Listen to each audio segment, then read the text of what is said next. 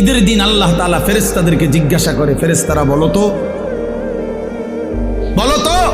ওই ব্যক্তির প্রতিদান কি হইতে পারে যে তার পরিশ্রম, তার হুকুম, তার মুনিবের আদেশ পূর্ণ আদায় করছে, যেই কর্মচারী তার কর্ম ঠিক মতো 100 পালন করছে, তো এখন তার বিনিময় কি হইতে পারে? ফেরেশতাদেরকে আল্লাহ বলবে ঈদের দিন, ফেরেশতারা বলবে মাওলা, তো এটার বিনিময়তে এটাই আইন ওয়াফা আজরাহু, তার বিনিময় তাকে পূর্ণ দিবেন, পারিশ্রমিক পূর্ণ দিবেন, কারণ সে তার কর্ম পুরা করছে, অতএব পারিশ্রমিকও তো কি দিতে হবে? পুরা দিবেন, এটাই তো যুক্তির কথা।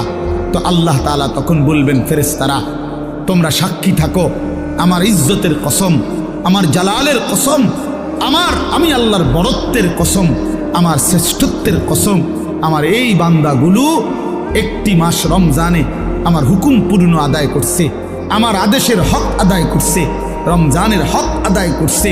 আজকে আমি আল্লাহ ঈদের দিনে ঘোষণা দিলাম তোমাদের সামনে, কাদ গাফারতু লাকুম, আমি আল্লাহ আমার এই বান্দাদেরকে মাফ করে দিলাম।